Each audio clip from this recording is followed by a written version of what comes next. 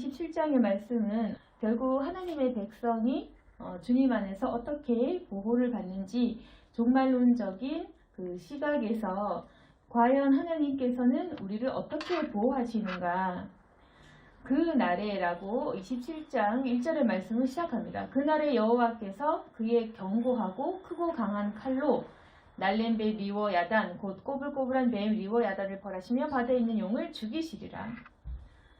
그날에 결국에는 종말론적인 하나님의 은혜를 말씀하고 계십니다. 그래서 우리의 대적이 있습니다. 그 대적은 바로 사단입니다. 사단의 세력이고 우리를 끊임없이 괴롭히는 그런 세력이 있습니다. 이것을 예수님께서 이기신 것인데 결국 그 종말론적인 그 사건은 무엇이냐면은 우리가 지금 고통받는 모든 괴로움의 그 중심에 있는 사탄.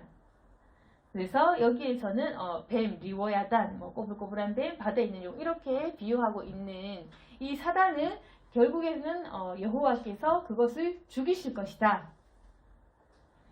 그러면 우리가 생각했을 때는 그날까지는 이 용과 싸워야 하는 우리가 이런 상황에 처해 있는 것입니다.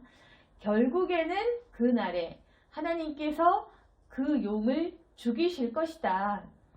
그런데 그 날을 기다리고 있는 우리의 입장에서는 그날을 기다리는 그 순간까지 이 사단과 우리는 싸워야 되는 그러한 상황.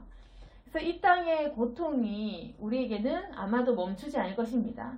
하나님 안에서 보호받는 백성이긴 하지만 우리는 이 땅에 있는 동안은 사단과 싸우고 이기고 대적하고 승리하기 위해서 기도해야 되는 상황인 것입니다. 그렇지만 우리가 무엇을 기다리면서 지금의 이 현실적인 문제와 고통 속에서 무엇을 기다려야 되냐면은 결국 하나님께서 주님 믿는 백성에게 어떻게 하실 건가, 이 최후 승리가 중요합니다. 그러니까 우리가 지금 이 현실에 여러 가지 어려운 문제들, 크고 작은 문제들이 있겠지만 여기에 집중을 해서 우리가 나중을 생각하지 않으면 안 된다. 지금 현실에 당면한 문제가 너무 크고 강하게 보이겠지만 이것을 우리가 먼지같이 나그네같이 그냥 스쳐 지나가는 것 같이 생각을 할 것이며 우리가 정말 중요하게 생각해야 될 문제는 우리의 그 죽음 이후의 문제 또는 우리의 그 종말론적인 최후의 문제, 우리 인생의 끝의 지점이자 정말 시작인 그 지점, 결국 우리는 어떻게 될 것인가에 대한 그 문제에 대해서 우리는 계속 인식을 해야 됩니다. 그래서 우리는 이 믿음을 가지고 살아가는 사람들이고 구원받은 백성들이고 그리고 약속을 받은 하나님의 백성입니다. 그럼 그 백성에게 하나님께서 무엇을 약속하시느냐? 이사야 선지자를 통해서 물론 엄청난 많은 어떤 징계에 대해서 심판에 대해서 경고를 하시지만 계속해서 하나님께서는 결국에 대해서 말씀하신다. 결국 너희들은 이 날에 이렇게 보전될 것이다. 내가 정말로 원하는 것은 바로 이것이다. 라는 것이 27절에 나와 있는 것입니다. 우리 모두의 공통적인 그 우리의 미래, 우리 모두 우리의 미래가 이제 알고 싶죠. 우리의 그 공통적인 이 하나님 믿는 사람으로서의 미래는 27장 같이 이루어질 것이다 라는 말입니다. 그래서 27장 2절에 보시면 그날에 너희는 아름다운 포도원을 두고 노래를 부를지어다. 나 여호와는 포도원 지기가 되며 때때로 물을 주며 밤낮으로 간수하여 아무도 이를 해치지 못하게 하리로다. 이 말씀, 하나님께서 너희들을 보호해 줄 것이다. 너희들은 아름다운 포도원, 그러니까 풍부한 과실이 있는 풍족한 곳, 보호받을 만한 안전한 곳에 너희들을 둘 것이고 나 여호와가 포도원 지기가 되어서 너희들을 보호해주고 물주고 밤낮으로 지켜줘서 아무도 너희들을 해치지 못하게 할 것이다. 그렇지만 이 말씀은 항상 하나님께서 우리에게 날마다 주시는 그 위를 말씀이시지만 우리의 이 인생의 문제, 이스라엘 백성에게는 항상 심판, 징계 이런 것이 따라왔다는 것 또한 기억하시길 바랍니다. 그래서 하나님께서는 늘 두 가지 말씀을 하시는 거예요. 그러면 이게 주의 백성으로서 항상 우리에게는 하나님이 좋은 말씀만 하셨으면 좋겠지만 항상 하나님께서는 선지자를 통해서 죄를 이야기하시는 것, 우상 문제를 이야기를 하시고 이스라엘 백성들의 죄에 대해서 타락한 부분에 대해서 계속 짚어주십니다. 그러면서 예를 들어서 망할 것이다, 나 여호와가 너를 벌하리라 이런 말씀을 주시지만 그래도 계속해서 나는 너희를 보호할 것이다 라는 약속의 말씀을 같이 주십니다. 그래서 우리가 과연 하나님께서 나를 사랑하시는지 아니면 날 미워하시는지 헷갈릴 때가 많죠. 이 성경을 보시면 우리가 이 하나님의 말씀을 깨달아야 됩니다.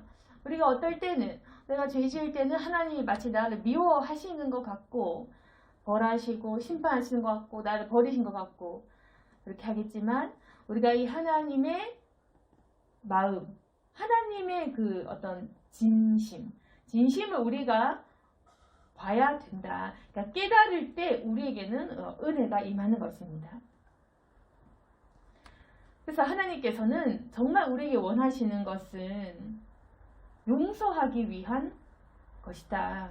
우리가 우리 죄를 미워하시는 것이고 우리 죄에 대해서 진노를 하시지만 결국에는 하나님께서의 그 어떤 진정한 목적과 하나님의 그 사랑의 의도는 난 너희들을 보호하기 위해서다.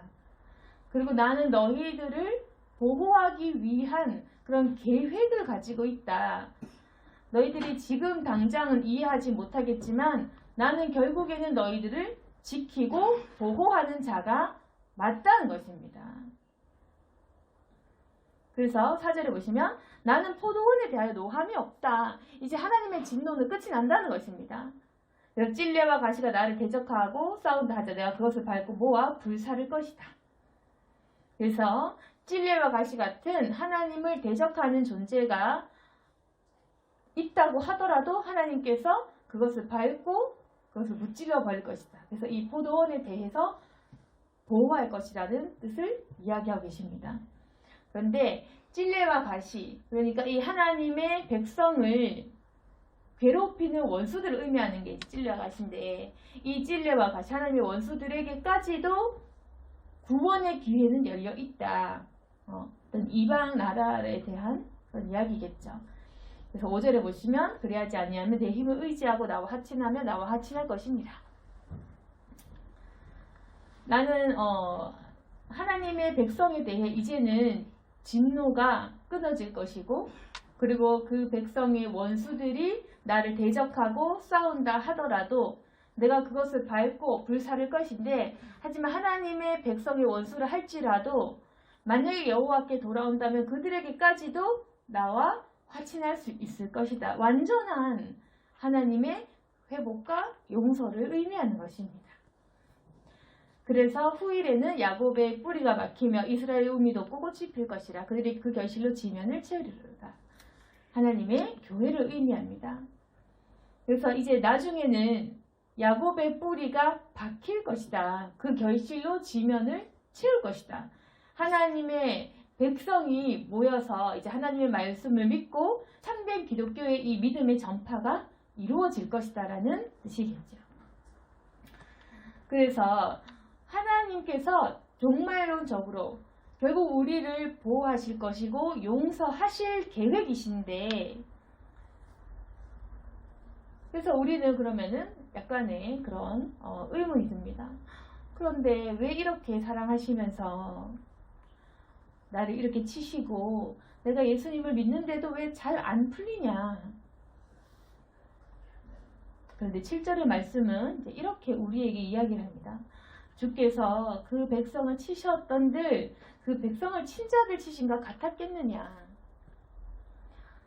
조금 더 우리 식으로 풀면 너를 미워한 것 같았던들 미워하지도 않았겠지만 미워한들 정말 미워했겠니? 하나님께서 너의 죄를 지적하신 것이지 널 정말 미워했겠냐. 마치 구원받지 못할 자들처럼 뱀한테 하는 것처럼 하나님 믿지 않는 자들한테 하는 것처럼 지옥 갈 자들에게 하듯이 그 그렇게 널 쳤겠느냐? 백성이 죽임당한들 백성을 죽인 자가 죽임당한 것 같았겠느냐? 그러니까 하나님도 우리 구약시대의 이 성경을 읽으면 아시겠지만 때로는 잘못하면 백성들도 죽었던 것입니다. 전쟁에 나가서 포로가 되고 지고 학살당하고 그렇게 했던 것입니다. 근데 그렇게 하나님께서 고통을 주시듯 우리에게 질병과 죽음과 전쟁과 포로와 이제 이런 무지막지한 것들을 겪었음에도 불구하고 성경에서 말하시는 것은 그래 너희 이 이스라엘 백성들을 쳤던들 그 원수처럼 쳤겠느냐? 너희가 죽임 당한들 너희 친자들만큼 다르다. 뭐가 다르냐? 우리는 그럼 그렇죠. 아니 죽고 나면 그만인데 벌 받으면 괴로운데 내 인생 포로 되면 그만인데 뭐가 다르냐 하겠지만 우리가 벌을 받아도 이스라엘 백성이 죽임 당해도 이스라엘 백성들이 포로 당해도 그것은 결론이 다르다는 것입니다.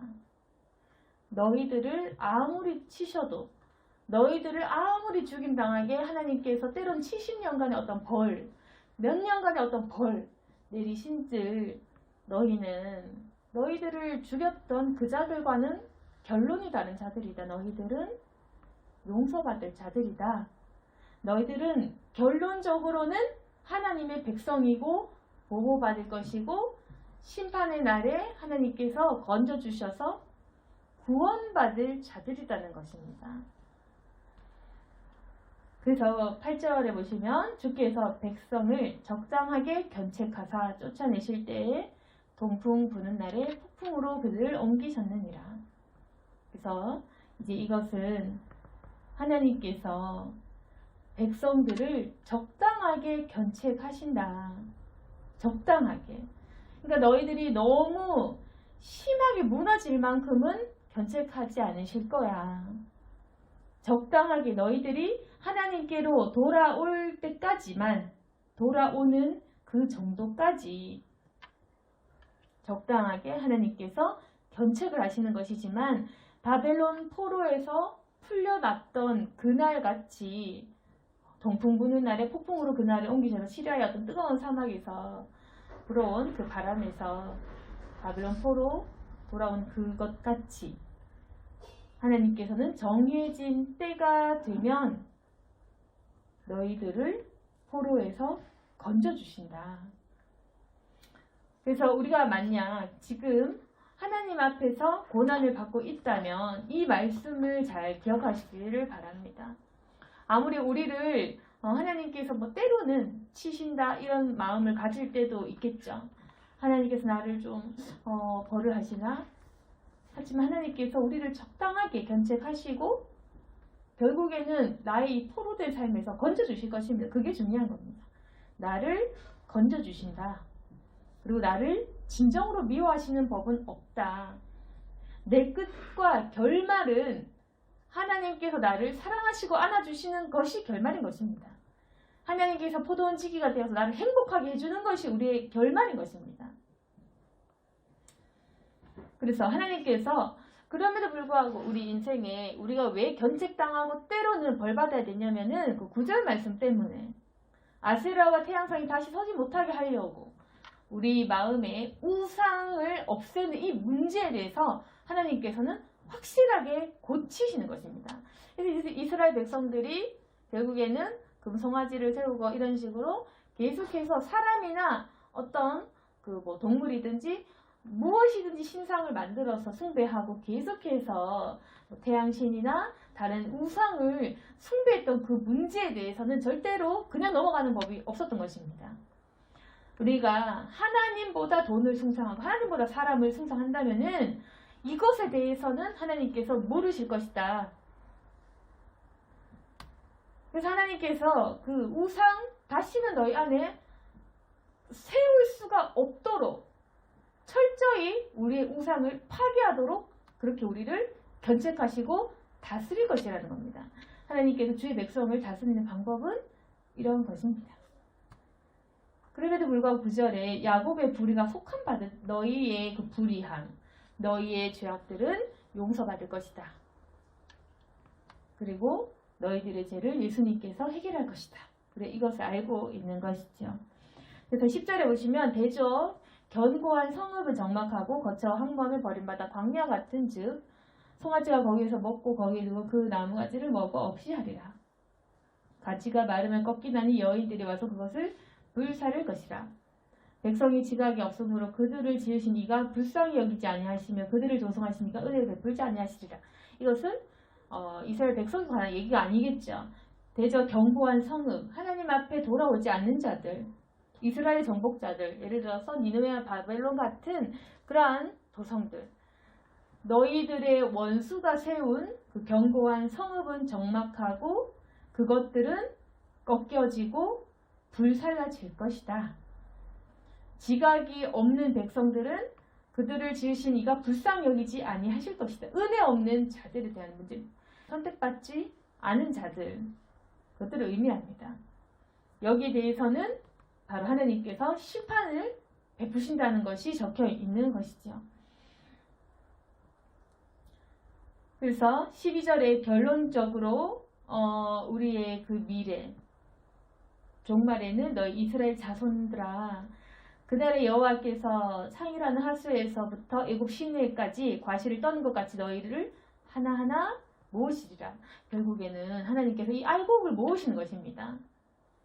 과실을 떠는 것 같이 너희를 하나하나 모을 것이다. 그리고 13절 그날에 큰 나팔을 불리니 아수르 땅에서 멸망하는 자들과 애굽 땅으로 쫓겨난 자들이 돌아와서 예루살렘 성산에서 여호와께 예배하리라. 그래서 이제 아수르 땅에서 멸망한 자들, 애굽 땅으로 쫓겨난 자들 모두 돌아와서 하나님께 예배하는 날이 오리라는 것입니다. 그래서 이 스토리를 보시면은 하나님께서 우리를 어떻게 다스리는지에 대해서 나와 있습니다. 하나님께서 이 이스라엘 백성을 다스리실 때 우리 창세기를 쭉 읽어보시면 하나님께서 인간을 완벽하게 창조를 하셨습니다. 완전하게. 그래서 우리가 생각하는 그 에덴 동산이 실제로 존재하고 거기서 우리가 잘 살 수 있었는데 여기에서 우리는 그 자유의지로 죄를 범했습니다. 그때부터 사단에 속하고 사단의 말을 듣고 사단이 하라는 대로 하는 그 순간부터 우리의 인생은 너무 어렵게 됐습니다.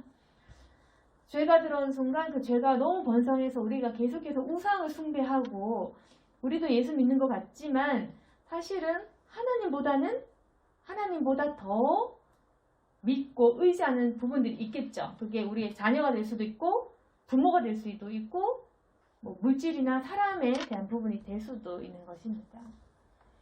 근데 하나님께서 우리를 인도하실 때 왜 나에게 뭔가 사랑의 하나님, 보호의 하나님이 좀 적게 느껴질까? 크게 느껴지지 않고 왜 이럴까? 우리를 고쳐가고 있는 부분입니다. 자신은 내 안에 아세라와 태양신 같은 우상이 들어서지 못하게 하나님께서 우리에게 실망을 시키십니다. 너 돈을 믿었느냐? 실망되게 하고 너 사람을 믿었느냐? 사람을 실망하게 만들고 너 자신 믿었느냐? 우리의 몸이 아프게 만들고 계속해서 하나님께서는 우리에게 깨달음을 주십니다. 이 현재의 이 삶이 영원하지 못하다. 너희 곧 죽는다. 너희 10년, 20년, 30년, 몇십 년이든 그 굉장히 짧은 시간이다. 우리에게 계속해서 종말론적인 문제에 대해서 곧 하나님 만날 그 순간에 대해서 계속 얘기하십니다. 돈 의지하지 마라. 사람 의지하지 마라. 죽으면 소용없다. 결국 너희들은 모두가 다 끝을 향해 달려가고 있다. 그래서 우리 마음에 계속 우상을 세우지 못하도록 이스라엘 백성과 똑같습니다. 광야길을 계속 갑니다. 근데 광야길이 우리의 정말 집은 아니었겠죠. 가나안 땅이 우리 진짜 집이지 광야길은 우리 집은 아닌 것입니다. 그냥 지나가는 길입니다. 근데 마찬가지로 우리의 천국이 진짜 집이고 내 진짜 집은 천국에 있는 집인 거지. 지금 이 시간들과 우리가 아파트에 살고 주택에 살고 있지만 이 모든 것들은 광야길 나그네 길일 뿐입니다. 그냥 지나가는 일들. 그냥 광야를 걸어가고 있는 중인 거지 우리 지금 이것이 정말 내 집 아니고 정말 내 삶 아닌 것입니다. 그럼 뭐가 중요하냐? 내가 삶도 굉장히 중요한 부분인데 뭐가 중요하냐면은 이스라엘 백성들이 40년 동안 무엇이 중요했습니까? 바로 하나님을 의지하는 것, 또 여호와를 부르짖는 것, 그게 중요했던 것입니다. 근데 이스라엘 백성들은 어떻게 했습니까? 우리 모습과 똑같이 불평하고 원망하고 후회하고 이랬죠. 애굽에 미련 갖고, 옛날 죄 짓던 거 미련 갖고, 애굽에서 먹고 마시던 거 미련 갖고, 그게 노예 생활이긴 해도 사단의 노예지만 그럼에도 불구하고 우리는 계속 그 애굽 땅을 그리워했던 것입니다. 그래서 우리가 이 이스라엘 백성의 40년과 같은 그 삶을 살면서 계속 우리는 세상에 대한 어떤 미련, 그리고 하나님에 대한 의지 없이 불평, 불만, 그리고 모세 같은 지도자에 대한 어떤 또 불만, 의심, 원망, 시기, 질투 이러한 것들과 하나님을 도저히 못 믿게 있어서 다른 우상을 숭배하고 이방 나라들이 하는 것 같은 그런 행동들을 했던 것입니다. 이스라엘 백성들은 그렇게 해서 끊임없이 벌을 받았죠.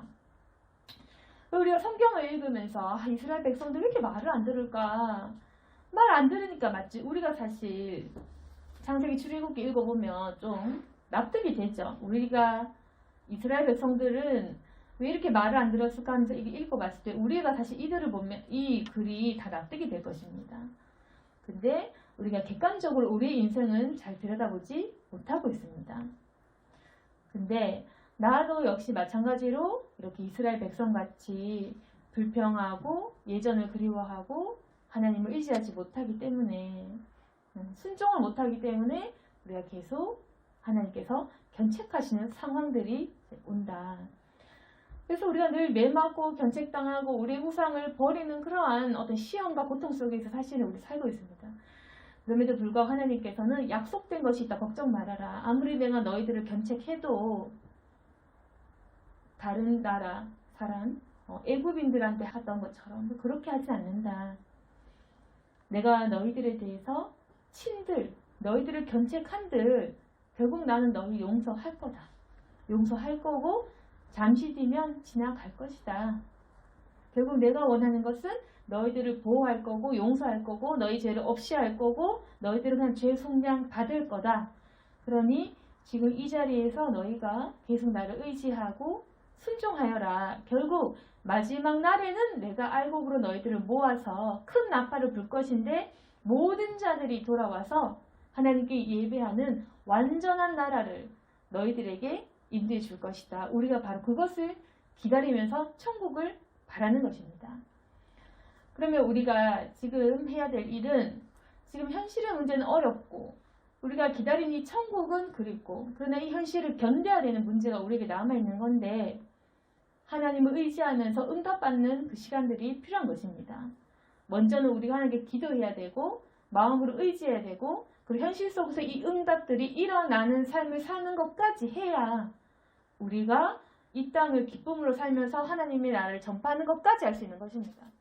그냥 만약에 우리가 힘들어하고 그냥 넘어진다? 그럼 그냥 힘들게 살다가 가는 겁니다. 열매가 별로 없겠죠.